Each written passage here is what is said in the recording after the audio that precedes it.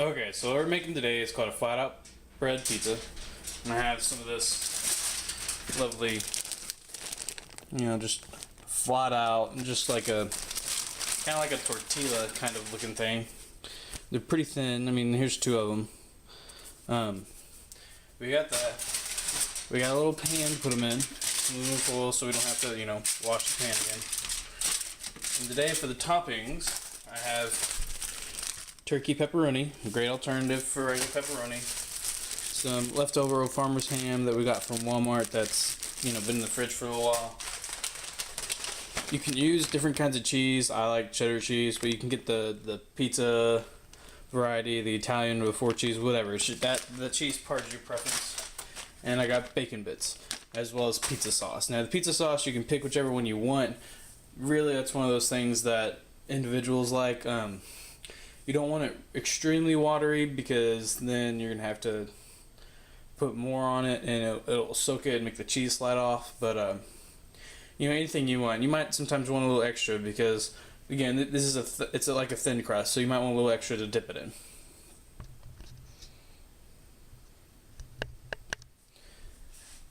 And right now we got the oven set for 350. We're just waiting for it to warm up right now. But what we're going to basically do is we have these flatbreads, right? And we're just going to lay them down and I have some olive oil. Okay? The olive oil, I'm just going to pour just a little bit on there. I mean, not a whole lot, as you can see.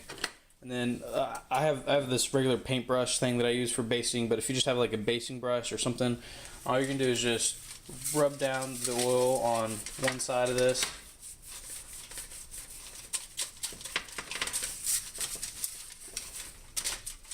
Flip it over and do the same thing. And with this, I've got two here, so I'm going to show you how to do it on the one. But with this, you can. This is an optional step that you can do. I don't have garlic sauce with me. I'm not going to make it. I can make it. I'm just not going to this time. So I got some garlic salt. See that? Okay. Got some garlic salt, and I'm just gonna put a little bit here in my hand.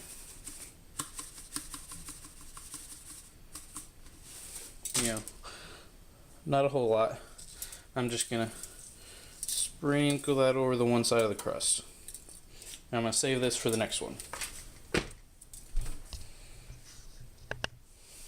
Okay, so as of right now, we have both the pizza crusts. They're done.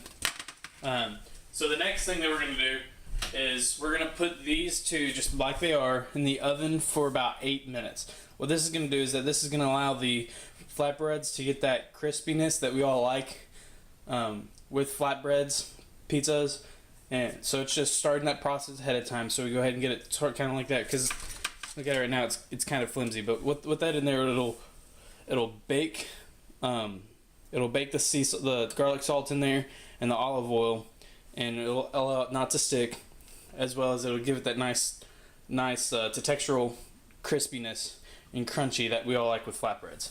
So 8 minutes, and then we're gonna put toppings on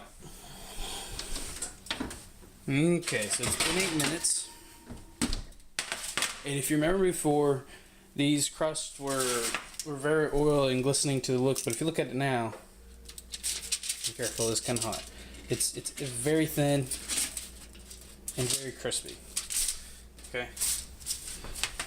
Okay, and like I said before, it doesn't really matter which pizza sauce you use, just that it's a pizza sauce. I personally here got this Kroger brand pizza sauce. Sometimes I use Walmart's, great value, or even a brand name if I want a little different flavor. But it's really simple. You just take the sauce. Gotta open it first. Okay. I usually stir it up just a little bit beforehand. And just take a little bit of that and put it on there. And this side right here is the one that I have the garlic salt on. You want it to be the one you're putting the sauce on. Or else, whenever you try to pick up the pizza, your hand gets really salty and you're all like, ugh. So this side, I'm just gonna smear this out a little bit like this. You don't want it to be too thin, but at the same time you don't want it to be too thick because you want it to cook all the way. And you want to make sure it heats it up and gets through. And remember, if it does come too dry when it comes out, as long as you have extra pizza sauce, and since I'm only making two, I'll have a lot.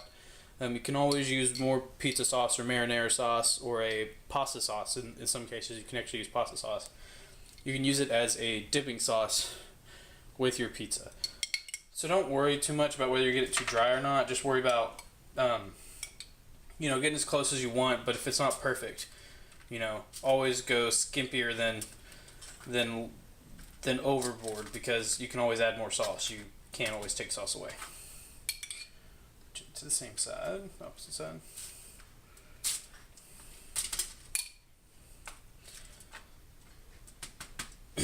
Okay. And like I had mentioned before, it doesn't really matter what cheese you use, just that it's a shredded cheese. I have, mild cheddar here. But they do have like Italian mix, and they actually have one that's called a pizza mix. It's mostly like a mozzarella, a little bit of cheddar kind of thing. It's totally preference up to you. And as you can see, I'm not completely trying to coat it, because what's going to happen is whenever we put this in the oven, all this cheese is going to melt, and I like a lot of cheese, so I'm just doing the normal here, and then I'm gonna put a little extra on here in a minute. You don't want it to be completely covered. You don't want like a patch of just cheese like that. You want it a little spread out so that the cheese has place to melt, and it won't go off the pan and onto aluminum foil and burn. So I like eating the burnt cheese, so maybe that's just me.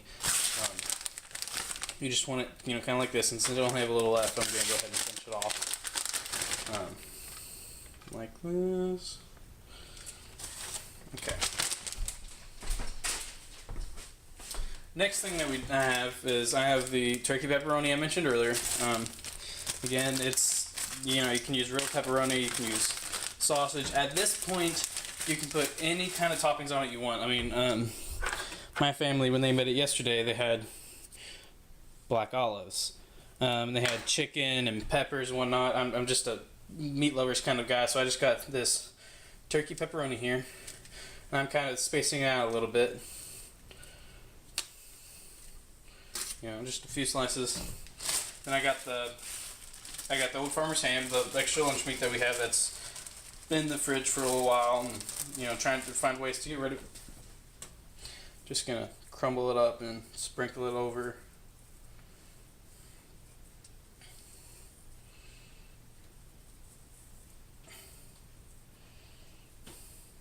And then what I also have is anyone out there who's unless they just for some reason are one of the weird ones among us, what I have is bacon bits. I don't have like the fake bacon, imitation bacon. I have real hickory smoked bacon. And I'm just gonna take some of this. I'm just gonna sprinkle a little on here, sprinkle a little on here. And what I'm gonna do now is I'm going to put this in there for 10 minutes. Okay? And we already had it in there for 8, and that was just for the crust. Now this is 10 minutes for this. It's just like a regular out of the freezer kind of pizza timing with this. But the difference is that, one, you get the privilege of saying, hey, I made this. You can just pick the toppings that you want on it. And it's cheaper to make.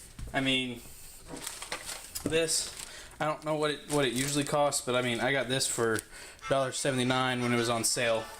As I was saying, you can get these pretty cheap. I went to Walmart and I got this on sale for $1.69. Actually, I think this one was Kroger.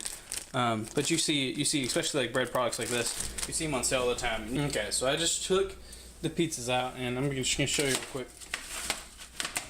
that the color difference from when we put them in now is a little different. Because when it was in, it was like that nice like tortilla blonde kind of color, and now it's this dark, cooked, crispy. You can even hear it. Can you hear that? Yes. So we know that it's done. And I'm still using a glove because I did just pull this out. But I got the pizza cutter here, so I'm just gonna scrape it off from where that cheese attached to the plate, like I mentioned earlier.